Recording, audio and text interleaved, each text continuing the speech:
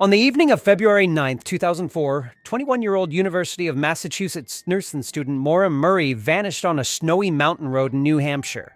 Nothing about that night in North Haverhill is ordinary. Not at all. Maura, a bright, athletic honor student from Hanson, Massachusetts, had left campus in her beat-up 1996 Saturn sedan after telling professors she would be away due to a quote-unquote death in the family. Hours later, a passerby found her car crashed off Route 112 into a snowbank, and Maura was gone. What follows is the verified timeline and investigation of her disappearance, as well as how the case has developed up to 2025. We will also clearly separate fact from fiction and from the many rumors that have circulated online. On Monday, February 9th, 2004, Maura's movements are well documented by email, phone records, and security cameras. At 1 p.m., she sent a cheerful instant message and email to her boyfriend Bill Rosh. "I love you more, stud. I promise to call you today, though. Love you, Maura." 5 minutes later, at 1:24 p.m., she emailed one of her professors saying she would be away for a week due to a quote-unquote death in the family. In reality, no relative had died. The message later proved to be false. At 2:05 p.m., her phone dialed a recorded message line for hotels in Stowe, Vermont, though she never booked anything. Then at 2:18 p.m., Maura called Rosh voicemail and left a brief message promising to talk later.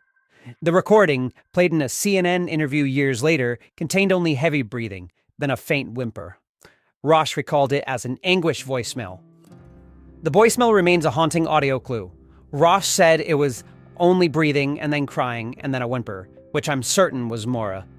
By late afternoon, Maura had gathered cash and provisions for a road trip. Security footage shows her alone at a bank ATM around 3:40 p.m., withdrawing $280. She then went to a liquor store and bought about $40 of alcohol, including bottles of vodka, Kahlua, and a boxed wine, Franzia. All these errands left no companions or unusual activities. Witnesses emphasized she was always alone in those moments.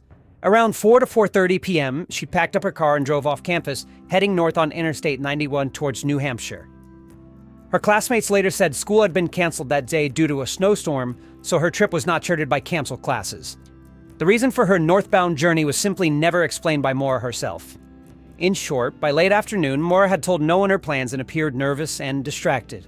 She had printed out directions to Burlington, studied a book about climbing New Hampshire peaks in her car, and picked up the accident forms that her father told her to take. In the video from UMass's security cameras, the last images of her on campus show a determined young woman carrying a stack of boxes and textbooks, then slipping out a side door and into the winter afternoon. One of the last confirmed sights of her. At this point, as her father would later note, Maura had packed most of her possessions as if she planned to be gone for a while, not to just run errands. At snowy evening at roughly 7:27 p.m., a Woodsville resident, north of Haverhill, North Hampshire, heard a loud thump outside of her house. Looking out the window, she saw the black Saturn off the road and called 911 to report a one-car crash on Route 112. Fortunately, a school bus driver named Arthur Butch Atwood was just passing and stopped. Atwood climbed out and saw Maura.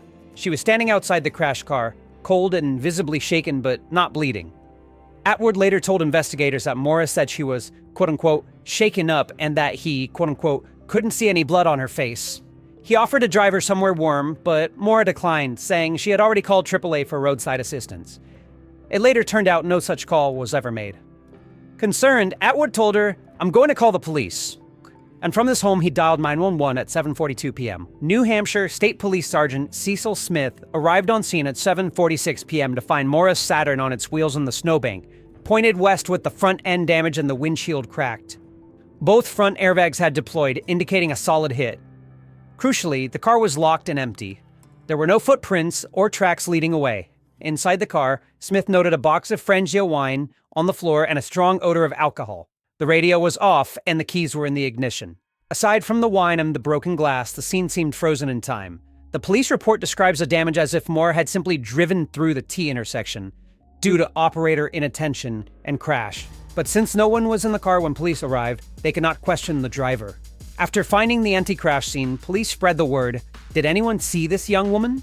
Later reports made it clear that there were no confirmed sightings of Maura after that crash. A regional news story years later said investigators found not a single credible sighting of her since minutes after the crash. The local community was alarmed. One resident told NHPR that Maura, quote-unquote, lost control of her car and hit a tree. A couple called police, and a school bus driver who asked if she needed help.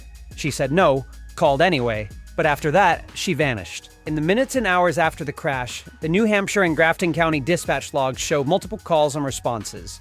The Woodsville 911 call at 7:27 p.m. was logged, the bus driver's follow-up call at 7:42 p.m. was noted, and within minutes, Trooper Smith arrived. New Hampshire State Police Lieutenant John Scarinza would later review the case and comment on these logs. To this day, one of his key observations has been about what Maura did not do. She left behind her cell phone, she left behind her keys, she left behind her textbooks, Lieutenant Scarinza noted. Maura had told the bus driver she had AAA coming, even though she had no cell signal when the accident occurred. Why she ran into a guardrail, then abandoned her car on the side of the road is still a mystery. Investigators immediately treated Maura as a missing person under suspicious circumstances. New Hampshire police have said publicly that while not every missing adult case is worrisome, given the circumstances, this one is very concerning. Federal, state, and local agencies were involved in the search. Search teams of tracking dogs, canine teams, and police helicopters combed the woods around the crash site throughout the night. Hundreds of acres were covered over the next day. Despite the cold and deep snow, even ditches and drainage culverts were checked. However, nothing was found. No footprints, no clothing, no evidence that anyone walked off that road. By February 17th, 8 days later, media attention had already started to wane. Networks and newspapers reported on the extensive search that the FBI was conducting, but all leads were dry. As one TV report bluntly put it, "We don't have Maura." Police had no idea where she went or who, if anyone, might have been with her. State Police spokesman Jess Streslin later summarized the problem. No one knows for sure where Maura is or what happened to her. Maura's belongings at the crash site also told part of the story. Investigators found the box of Franzia wine she had bought, plus her purse in the car. There were also some red stains on the interior of the roof in the car and on the driver's door. Analysts would eventually test these stains, and they turned out not to be blood, but their presence raised questions. The evidence list from the car includes college textbooks, a U2 cassette tape, sweatpants, shampoo, a toothbrush, all very ordinary items that Maura might carry on a trip. Notably, Maura's packed bags, the dorm boxes found later, remained behind in Amherst, so she had not intended to permanently vanish. The crash itself did not seem life-threatening. Experts in 2024 concluded the Saturn had likely been traveling at a low speed when it hit, meaning that Maura probably walked away physically unharmed. But where did she go in the minutes between the crash and police arrival? That gap of time, from about 7:30 to 7:46 p.m., is where the mystery lies. No genuine witnesses came forward who saw exactly what happened after the crash. One local woman, Jean Foley, told reporters she felt Maura was in the wrong place at the wrong time, and someone came along. That view is echoed by Maura's father and siblings. Somebody locally grabbed her, who knows the area, Fred Murray said in a 2014 interview. She was out of place and someone took advantage of the situation, a family statement said at the time, but no suspect has ever been charged and police have not publicly named any. In the weeks and months after the disappearance, police continued to chase leads. They traced Maura's last cell phone pings, reviewed toll records, and interviewed acquaintances. They discovered she had told faculty of a quote-unquote death in the family that never happened, and they verified her financial and phone activity on February 9th. They checked her dorm and her car for clues, and none of it revealed any plan or fear on Maura's part to vanish permanently. Investigators even had UMass Amherst police detective Brian Davies run Maura's phone records that week, but all her calls appeared innocuous. As years passed with no break, the New Hampshire State Police Cold Case Unit kept Maura's file active. Her case is officially listed as an active missing person investigation with suspicious circumstances. Her family never stopped searching either. In fact, shortly after the disappearance, Maura's father Fred began using public record laws to try to get the case files. He sued the New Hampshire Department of Safety and Division of State Police in 2005, arguing under the right to know law that he should see the accident reports, witness statements, and evidence inventories. The New Hampshire Supreme Court eventually ruled that those investigatory records should at least be reviewed by the court, calling the lower court's blanket refusal an error. In practice, however, most details of the police investigation have remained sealed from the public. Even so, some information did leak out via news stories and later Freedom of Information releases. One of the first major updates came in 2014. A local TV station reported on an overnight hearing in the New Hampshire Supreme Court, where Fred Murray finally won the right to see more details of the crash investigation. Investigators told the court there was no evidence of another vehicle at the crash site. They denied any withholding of evidence. Nonetheless, the judge made the state at least file a version of the accidental report, which still only cited inattention. The family remained frustrated that the police apparently did not question the AAA claim or test for blood alcohol at the scene, given the damage, pointing out that a residue of red liquid and a cracked windshield made the tree collision story seem odd. In 2018, the case took another twist. A basement beneath the house on Route 112, roughly a mile from where the accident occurred, became a focus of public attention. For years, some internet sleuths had circulated a theory that Maura's body was buried under that house. The rumor began with unknown sources saying that ground-penetrating radar and cadaver dogs in the hands of private citizens had detected anomalies in the basement floor, and even that families were being asked to leave for a dig. By April 2019, police had enough tips to take it seriously. The owner of the house gave a consent to search. On April 3, 2019, over a dozen state troopers and FBI agents descended on the basement with drills and shovels. They cut through 6 inches of concrete slab and dug several feet down where the disturbance was reported. After hours of digging, they found nothing related to Maura, only a piece of old plumbing pipe or pottery and normal soil layers. The Attorney General office later released a statement. They called the house a target of increased speculation by private citizens and noted that the area had been thoroughly searched in the past.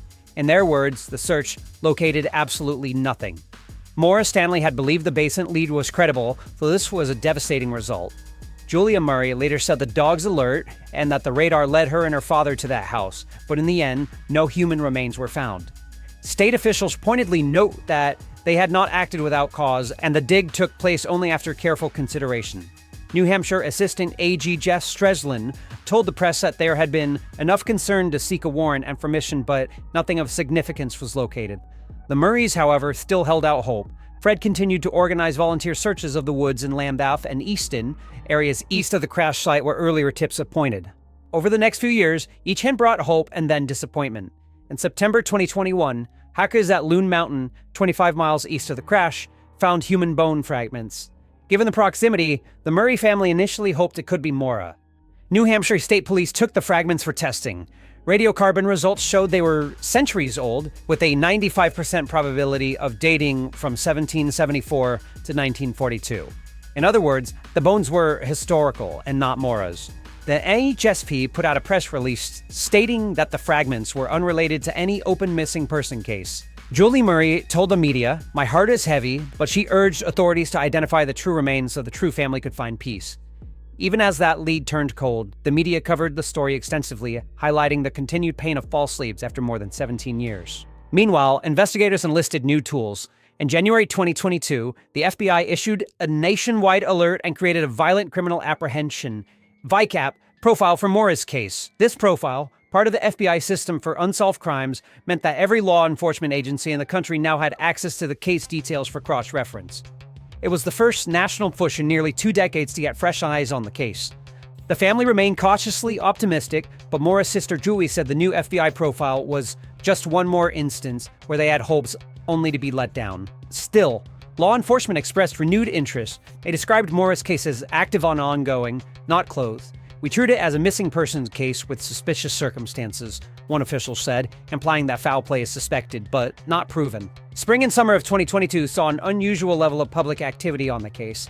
The New Hampshire Attorney General Office announced on July 13th, 2022, a ground search in the woods east of Route 112 near Lambeth and Easton. This search covered a densely forested stretch about 5 miles from the crash site along the direction Maura had been traveling. The basis was an old tip.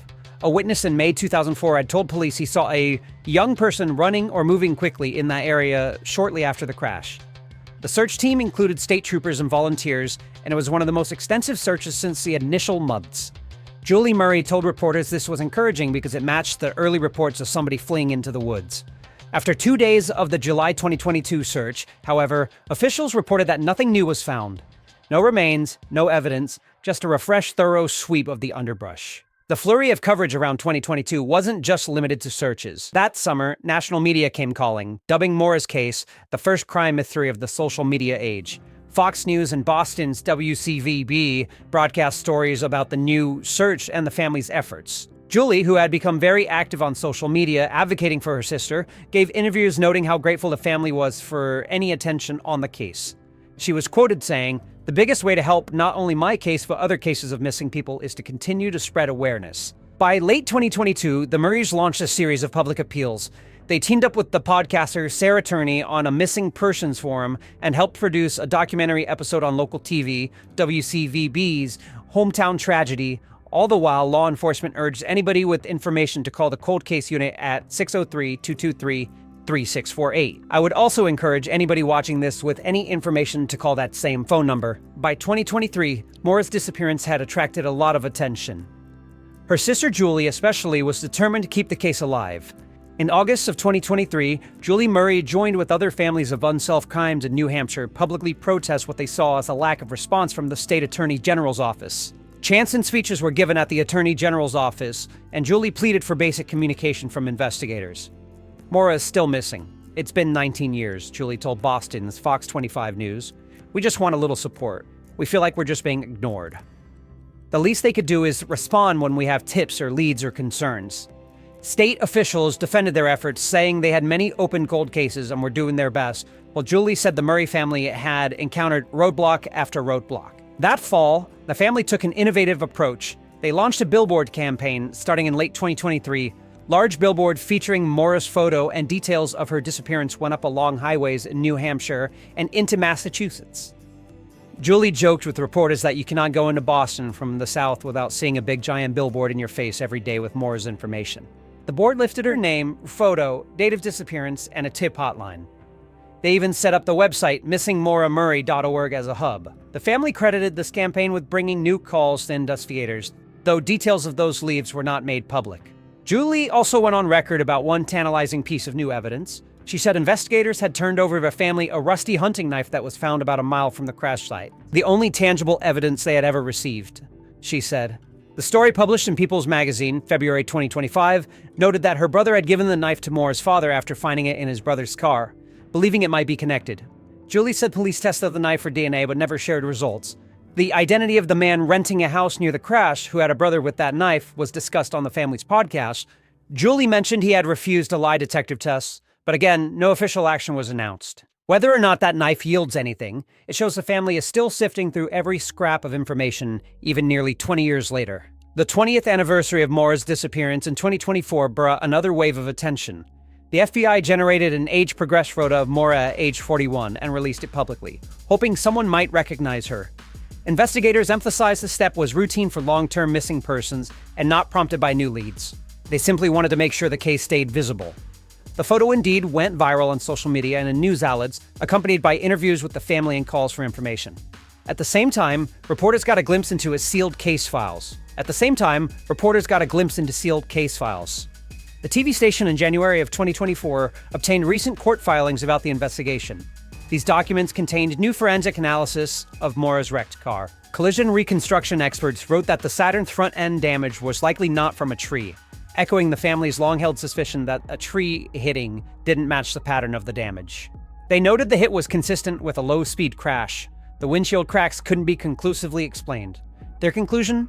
Maura was likely not injured in the crash itself.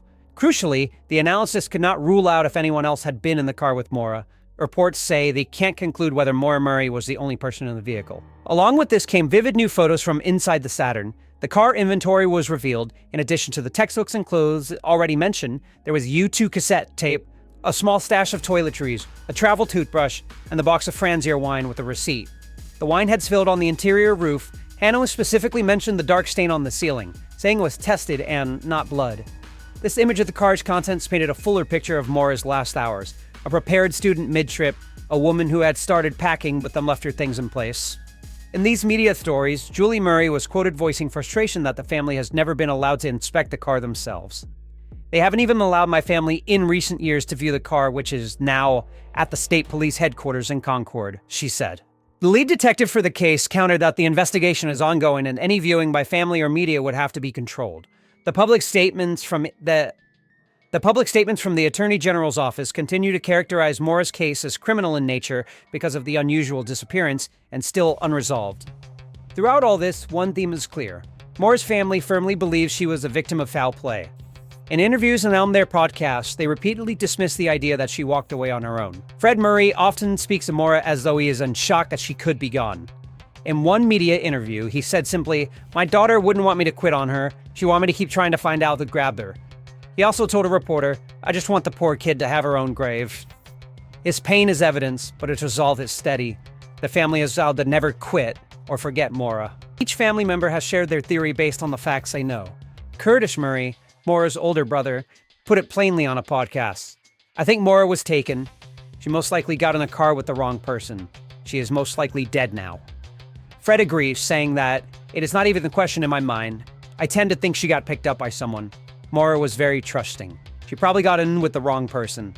Julia said much the same. In the Sun newspaper, she remarked, "The fact her body has never been found leads me to believe she took a ride with someone from the scene of the crash and was met with foul play." These statements come from a family that has combed through every police report and satellite image, not wild guessers. When they speak of what happened, it's based on what the evidence and the lack of evidence suggests. On the law enforcement side, officials have been mostly tight-lipped but consistent. New Hampshire's prosecutors and police have said little beyond confirming the basic facts. A locked crash car with no driver, no footprint tracks, one eyewitness contact. In 2014, Assistant Attorney General Jeff Streslin told a Boston TV station, "We have had a lot of instances where we got our hopes up only to be let down. So we are pretty resilient in that regard." He also acknowledged repeatedly that no one knows for sure where Maura is or what happened to her, emphasizing that the case remains unsolved. After the basement dig in 2019, Streslin even explained why it happened.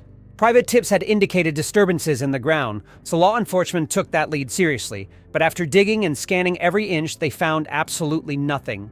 Other law enforcement voices have lent insight. Retired Haverhill Police Lieutenant John Healy, who once worked on this case, described this disappearance like this.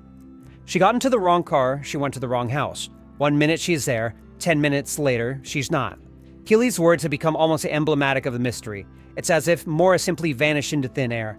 State Police Sergeant Mark Healy, no relation, took over the case and has said that only the investigation continues quietly. To date, no arrests have been made. The New Hampshire State Police and Attorney General's office emphasize that they are still seeking information. They often restate that, with no body and no confession, it's technically a missing persons investigation, but they treat it with the resources of a homicide case because they consider foul play likely. Over the years, Maura Murray's story has attracted intense public attention. On message boards and podcasts, amateur sleuths have proposed every conceivable theory about what happened. It's important to be crystal clear, none of those rumors are confirmed. We'll briefly outline a few of the most common claims, all of which remain unproven, to show how they differ from the official record. Planned runaway or suicide. Some have suggested that Maura deliberately vanished to start a new life, or that she intended to die. This conflicts with the fact that if she had planned to run away, why pack her dorm and leave sex toys? Why buy only a week's worth of stuff and made her cell phone behind?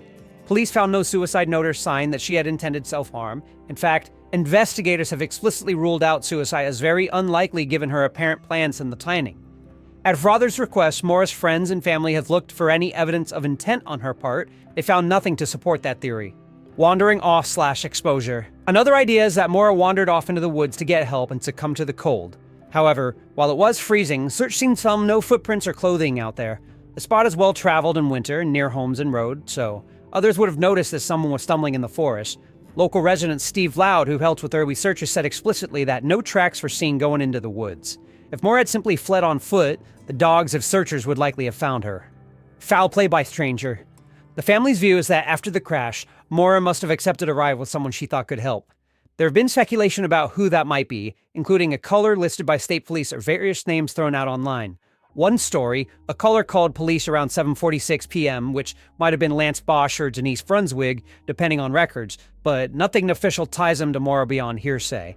No witnesses have identified another car or person. Investigators say they found no evidence of another vehicle at the scene, and the fingerprints in Maura's car haven't been reported as matched to anyone known. A self-proclaimed West Point detective even claimed FBI fingerprint matches to a man named Stephen Baldwin in 2024, but this was never substantiated by police. In short, no credible evidence has been emerged linking Maura to any other suspect. Serial killer or regional murders. In the years since, several unsolved killings in New England, for example, along the Connecticut River, sometimes called the Valley Murders, or other New Hampshire killings, have drawn speculation that Maura could be another victim. However, both FBI and state police say they see no connection between her case and those serial crimes. Maura's case remains distinct. Similarly, lurid rumors about a Loon Mountain 3 or a mythical Hungry Shack gang have no basis in the investigation. Those ideas originated on internet forums, not on police leads. Voice recordings and news footage. A bizarre rumor circulated in 2019 that during a presidential debate, a woman's scream heard on video was actually Maura. This was quickly debunked. The sound was a malfunction of the broadcast microphone, not a hidden message. Another rumor involved a recorded 911 call or voicemail where people claimed to hear Maura's voice speaking in Morse code, but these were also disproved as hoaxes or misinterpretations. The only confirmed voice recording of Maura around that time is the one she left on Bill Rosh's phone, the chilling breathing and whimper from that night. And police have obtained that recording, but nothing else like that has been validated by experts. Scapegoating known people. Early on, some blogs and forums blame Maura's friends, professors, even family. None of those accusations are supported by evidence.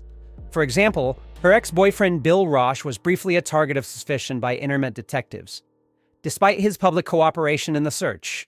Even though he was very cooperative in the search, the family and prosecutors have both emphasized that he had no criminal history and no motive.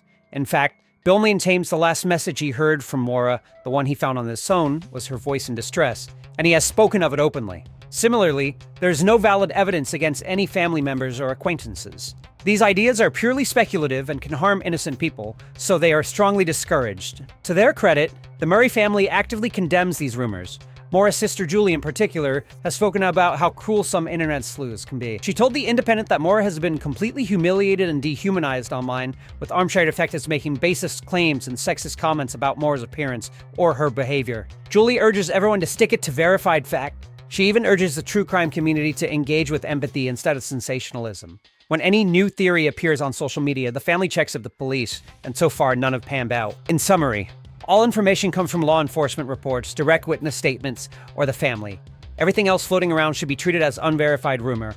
Police themselves only rely on confirmed evidence. For instance, the state police said after the basement dig that no credible evidence was found, and that early tip turned out to not produce anything.